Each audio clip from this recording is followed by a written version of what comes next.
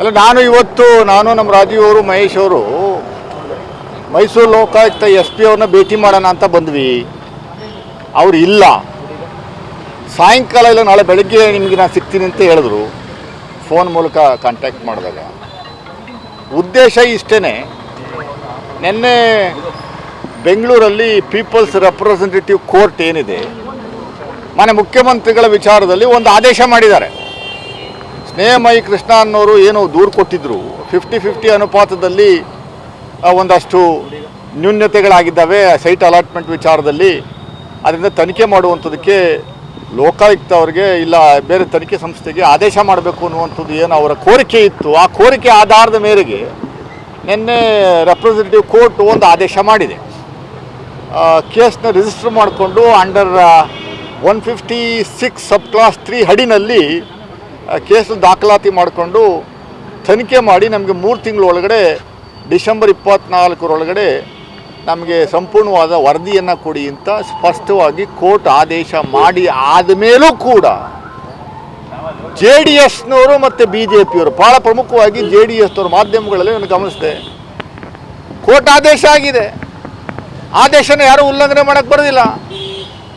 SP ಅವ್ರ ಮೇಲೆ, Mysuru SP ಅವ್ರ ಮೇಲೆ FIR ಮಾಡಿ ಅಂತ ಬ್ಯಾಚ್ ವೈಸ್ ಬಂದು ಅವ್ರ ಮೇಲೆ ಒತ್ತಡ ಏರ್ತಾ ಇರುವಂಥದ್ದು ಎಷ್ಟರ ಮಟ್ಟಿಗೆ ಸರಿ? ಲೋಕಾಯುಕ್ತ SP ಅವರು ಅವರ ವಿರುದ್ಧ ಇಮ್ಮಿಡಿಯೇಟಾಗಿ ಒಂದು ಕಂಪ್ಲೇಂಟ್ನ ಲಾಡ್ಜ್ ಮಾಡುವಂಥ ಕೆಲಸವನ್ನು ಮಾಡಬೇಕಾಗಿತ್ತು.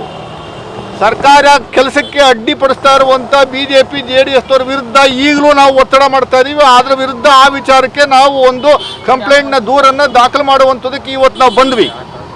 ದಯಮಾಡಿ SP ಅವರೇ, ನಿಮ್ಮಲ್ಲಿ ನಾವು ಕೇಳ್ಕೊಳ್ಳೋದಿಷ್ಟೇ, ನೀವು ಕಾನೂನಾತ್ಮಕವಾಗಿ ಏನು ಮಾಡಬೇಕು ಅನ್ನುವಂಥದ್ದು ಕೋರ್ಟ್ ಡೈರೆಕ್ಷನ್ಸ್ ಇದೆ, ಅದ್ರ ಪ್ರಕಾರ ನೀವು ಮಾಡಿ, ನಮ್ದು ಯಾವ ಅಭ್ಯಂತರ ಇಲ್ಲ. ಮಾಡಬೇಡಿ ಅನ್ನುವಂಥದ್ದಕ್ಕೆ ನಾವು ಯಾರೂ ಅಲ್ಲ, ಅದು ಕಂಟೆಂಪ್ಟ್ ಆಗುತ್ತೆ. ಮಾಡಿ ಅಂತ ಹೇಳುವಂಥದ್ದಕ್ಕೂ ನಾವು ಯಾರೂ ಅಲ್ಲ. ಕೋರ್ಟ್ ಆದೇಶವನ್ನು ನೀವು ಪಾಲನೆ ಮಾಡಲೇಬೇಕು, ಪಾಲನೆ ಮಾಡ್ತೀರಿ. ಸೊ ಅದರಿಂದ ನಾವು ಒತ್ತಾಯ ಮಾಡ್ತಾ ಇದ್ದೀವಿ SP ಅವರಿಗೆ ಕೂಡಲೇ ಮೈಸೂರು ಪೊಲೀಸ್ ಸ್ಟೇಷನ್ಗೆ ಕಂಪ್ಲೇಂಟನ್ನು ಕೊಟ್ಟು JDS ಮತ್ತು BJP ವಿರುದ್ಧ ನಿನ್ನೆ ದಿವಸ ಏನು ಯಾರೆಲ್ಲ ಬಂದು ನಿಮಗೆ ಒತ್ತಾಯ ಮಾಡಿ ನಿಮ್ಮನ್ನು ಗಲಾಟೆ ಮಾಡಿ, ನಿಮಗೆ ಗಲಾಟೆ ನಡೆದಿರುವಂಥದ್ದು ನಮ್ಗೆ ಗೊತ್ತಾಗಿದೆ. ನಿನ್ನೆ ದಿವಸ ನಿಮ್ಮ ಅವಾಚ್ಯ ಶಬ್ದಗಳಿಂದ ಒಳಗಡೆ ನಿಂದನೆ ಮಾಡಿರುವಂಥದ್ದು ಗೊತ್ತಾಗಿದೆ, ಧಮಕಿ ಹಾಕಿರುವಂಥದ್ದು ಗೊತ್ತಾಗಿದೆ. ಇಮ್ಮಿಡಿಯೇಟಾಗಿ ಕೋರ್ಟ್ಗೂ ಗಮನಕ್ಕೆ ತರಬೇಕು, ಪೊಲೀಸ್ ಸ್ಟೇಷನ್ಗೆ ಕಂಪ್ಲೇಂಟ್ ಲಾಡ್ಜ್ ಮಾಡಬೇಕು, ಅವ್ರ ವಿರುದ್ಧ FIR ಆಗಬೇಕು, ಅವ್ರನ್ನ ಅರೆಸ್ಟ್ ಮಾಡಬೇಕು ಅನ್ನುವಂಥದ್ದು ನಮ್ಮ ಒತ್ತಾಯ. ನೀವು ಪ್ರಚಾರಕ್ಕೋಸ್ಕರ ದಿನನಿತ್ಯ ಬಂದು ಮಾಧ್ಯಮದ ಮುಂದೆ ಸುಮ್ಮನೆ ಸುಳ್ಳು ಆರೋಪಗಳನ್ನು, ಸುಳ್ಳು ಹೇಳಿಕೆಗಳನ್ನು ಏನು ಕಳೆದ 2 ತಿಂಗಳಿಂದ ಮಾಡುವಂಥ ಒಂದು ಚಾಳಿಯನ್ನು ಬೆಳೆಸ್ಕೊಂಡಿದ್ರಿ. ಕೋರ್ಟ್ ಆದೇಶ ಬಂದ ಮೇಲೂ ಆ ಚಾಳಿಯನ್ನು ಮುಂದುವರಿಸಿರುವಂಥದ್ದು ನಮ್ಮ ಪ್ರಜಾಪ್ರಭುತ್ವದ ಕಾನೂನು ವ್ಯವಸ್ಥೆ ಇದೆಯಾ ಇಲ್ವಾ ಅಂತ ಜನಗಳು ಕೇಳ್ತಾವ್ರೆ. ನಾವು ಆಡಳಿತ ಪಕ್ಷದ ಸರ್ಕಾರ ನಾವು ಯಾವುದಕ್ಕೆ ಇಂಟರ್ಫಿಯರ್ ಆಗ್ತಾ ಇಲ್ಲ. ಸ್ಟ್ರೈಕ್ ಮಾಡೋದು, ಮತ್ತೊಂದು ಇನ್ನೊಂದು ಪ್ರೆಷರ್ ತರುವಂಥದ್ದು, ಕೋರ್ಟ್ ಮೇಲೆ ಪ್ರೆಷರ್ ತರುವಂಥದ್ದು, ಪೊಲೀಸ್ನವ್ರು ಪ್ರೆಷರ್ ತರುವಂಥದ್ದು, ಲೋಕಾಯುಕ್ತ ಪೊಲೀಸ್ನವ್ರು ಪ್ರೆಷರ್ ತರುವಂಥ ಕೆಲಸವನ್ನು BJPಯವರು JDSನವರು ಮಾಡ್ತಾ ಇರುವಂಥದ್ದು ನಾವು ಕಾಣ್ತಾ ಇದ್ದೀವಿ. ಇವ್ರ ವಿರುದ್ಧ ಕೇಸ್ ದಾಖಲೆಗಳಾಗಬೇಕು, FIR ಆಗಬೇಕು, ಅರೆಸ್ಟ್ ಆಗಬೇಕು ಅನ್ನುವಂಥದ್ದು ನಮ್ಮ ಉದ್ದೇಶ. ಈಗ ನಾನು ಕಂಪ್ಲೇಂಟ್ನ ಕೊಡುವಂಥದ್ದಕ್ಕೆ ಅವರಿಲ್ಲ, SP ಅವರಿಗೆ ಕೊಡಬೇಕು ಅಂತ ಹೇಳಿದ್ರು. ಅದಕ್ಕೋಸ್ಕರ ನಾನು ಸಾಯಂಕಾಲ ಇಲ್ಲ ನಾಳೆ ಬಂದು ಬೆಳಗ್ಗೆ ಒಂದು ಅಫಿಷಿಯಲ್ ಆಗಿ ಕಂಪ್ಲೇಂಟ್ನ ಲಾಡ್ಜ್ ಮಾಡುವಂಥ ಕೆಲಸವನ್ನು ಮಾಡ್ತೀನಿ. ಅಲ್ಲ, ನಾನು ನಮ್ಮ ರಾಜೀವ್ ಅವರು, ಮಹೇಶ್ ಅವರು ಮೈಸೂರು ಲೋಕಾಯುಕ್ತ SP ಅವ್ರನ್ನ ಭೇಟಿ ಮಾಡೋಣ ಅಂತ ಬಂದ್ವಿ. ಅವ್ರು ಇಲ್ಲ, ಸಾಯಂಕಾಲ ಇಲ್ಲ ನಾಳೆ ಬೆಳಗ್ಗೆ ನಿಮಗೆ ನಾನು ಸಿಗ್ತೀನಿ ಅಂತ ಹೇಳಿದ್ರು. ಫೋನ್ ಮೂಲಕ ಕಾಂಟ್ಯಾಕ್ಟ್ ಮಾಡಿದಾಗ ಉದ್ದೇಶ ಇಷ್ಟೇ. ನಿನ್ನೆ ಬೆಂಗಳೂರಲ್ಲಿ ಪೀಪಲ್ಸ್ ರೆಪ್ರೆಸೆಂಟೇಟಿವ್ ಕೋರ್ಟ್ ಏನಿದೆ, ಮಾನ್ಯ ಮುಖ್ಯಮಂತ್ರಿಗಳ ವಿಚಾರದಲ್ಲಿ ಒಂದು ಆದೇಶ ಮಾಡಿದ್ದಾರೆ. ಸ್ನೇಹಮಯಿ ಕೃಷ್ಣ ಅನ್ನೋರು ಏನು ದೂರು ಕೊಟ್ಟಿದ್ದರು, 50-50 ಅನುಪಾತದಲ್ಲಿ ಒಂದಷ್ಟು ನ್ಯೂನ್ಯತೆಗಳಾಗಿದ್ದಾವೆ ಸೈಟ್ ಅಲಾಟ್ಮೆಂಟ್ ವಿಚಾರದಲ್ಲಿ, ಅದರಿಂದ ತನಿಖೆ ಮಾಡುವಂಥದ್ದಕ್ಕೆ ಲೋಕಾಯುಕ್ತ ಅವರಿಗೆ ಇಲ್ಲ ಬೇರೆ ತನಿಖೆ ಸಂಸ್ಥೆಗೆ ಆದೇಶ ಮಾಡಬೇಕು ಅನ್ನುವಂಥದ್ದು ಏನು ಅವರ ಕೋರಿಕೆ ಇತ್ತು. ಆ ಕೋರಿಕೆ ಆಧಾರದ ಮೇರೆಗೆ ನಿನ್ನೆ ರೆಪ್ರೆಸೆಂಟೇಟಿವ್ ಕೋರ್ಟ್ ಒಂದು ಆದೇಶ ಮಾಡಿದೆ.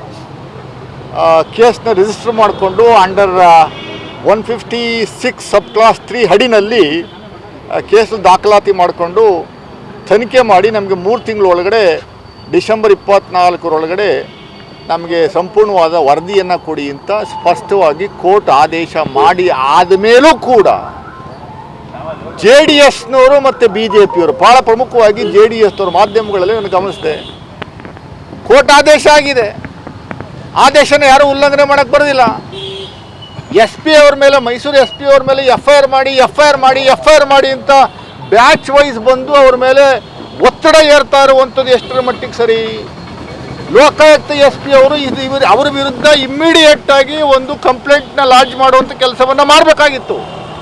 ಸರ್ಕಾರ ಕೆಲಸಕ್ಕೆ ಅಡ್ಡಿಪಡಿಸ್ತಾ ಇರುವಂಥ BJP JDS ಅವರ ವಿರುದ್ಧ ಈಗಲೂ ನಾವು ಒತ್ತಡ ಮಾಡ್ತಾ ಇದ್ದೀವಿ. ಅದರ ವಿರುದ್ಧ ಆ ವಿಚಾರಕ್ಕೆ ನಾವು ಒಂದು ಕಂಪ್ಲೇಂಟ್ನ ದೂರನ್ನು ದಾಖಲು ಮಾಡುವಂಥದ್ದಕ್ಕೆ ಇವತ್ತು ನಾವು ಬಂದ್ವಿ. ದಯಮಾಡಿ SP ಅವರೇ, ನಿಮ್ಮಲ್ಲಿ ನಾವು ಕೇಳ್ಕೊಳ್ಳೋದಿಷ್ಟೇನೆ, ನೀವು ಕಾನೂನಾತ್ಮಕವಾಗಿ ಏನು ಮಾಡಬೇಕು ಅನ್ನುವಂಥದ್ದು ಕೋರ್ಟ್ ಡೈರೆಕ್ಷನ್ಸ್ ಇದೆ, ಅದ್ರ ಪ್ರಕಾರ ನೀವು ಮಾಡಿ. ನಮ್ದು ಯಾವ ಅಭ್ಯಂತರ ಇಲ್ಲ. ಮಾಡಬೇಡಿ ಅನ್ನುವಂಥದ್ದಕ್ಕೆ ನಾವು ಯಾರೂ ಅಲ್ಲ. ಅದು ಕಂಟೆಂಪ್ಟ್ ಆಗುತ್ತೆ. ಮಾಡಿ ಅಂತ ಹೇಳುವಂಥದ್ದಕ್ಕೂ ನಾವು ಯಾರೂ ಅಲ್ಲ. ಕೋರ್ಟ್ ಆದೇಶವನ್ನು ನೀವು ಪಾಲನೆ ಮಾಡಲೇಬೇಕು, ಪಾಲನೆ ಮಾಡ್ತೀರಿ. ಸೊ ಅದರಿಂದ ನಾವು ಒತ್ತಾಯ ಮಾಡ್ತಾ ಇದ್ದೀವಿ SP ಅವರಿಗೆ ಕೂಡಲೇ ಮೈಸೂರು ಪೊಲೀಸ್ ಸ್ಟೇಷನ್ಗೆ ಕಂಪ್ಲೇಂಟನ್ನು ಕೊಟ್ಟು JDS ಮತ್ತು BJP ವಿರುದ್ಧ ನಿನ್ನೆ ದಿವಸ ಏನು ಯಾರೆಲ್ಲ ಬಂದು ನಿಮಗೆ ಒತ್ತಾಯ ಮಾಡಿ ನಿಮ್ಮನ್ನು ಗಲಾಟೆ ಮಾಡಿ, ನಿಮಗೆ ಗಲಾಟೆ ನಡೆದಿರುವಂಥದ್ದು ನಮಗೆ ಗೊತ್ತಾಗಿದೆ. ನಿನ್ನೆ ದಿವಸ ನಿಮ್ಮ ಅವಾಚ್ಯ ಶಬ್ದಗಳಿಂದ ಒಳಗಡೆ ನಿಂದನೆ ಮಾಡಿರುವಂಥದ್ದು ಗೊತ್ತಾಗಿದೆ, ಧಮಕಿ ಹಾಕಿರುವಂಥದ್ದು ಗೊತ್ತಾಗಿದೆ. ಇಮ್ಮಿಡಿಯೇಟಾಗಿ ಕೋರ್ಟ್ಗೂ ಗಮನಕ್ಕೆ ತರಬೇಕು, ಪೊಲೀಸ್ ಸ್ಟೇಷನ್ಗೆ ಕಂಪ್ಲೇಂಟ್ ಲಾಡ್ಜ್ ಮಾಡಬೇಕು, ಅವ್ರ ವಿರುದ್ಧ FIR ಆಗಬೇಕು, ಅವ್ರನ್ನ ಅರೆಸ್ಟ್ ಮಾಡಬೇಕು ಅನ್ನುವಂಥದ್ದು ನಮ್ಮ ಒತ್ತಾಯ.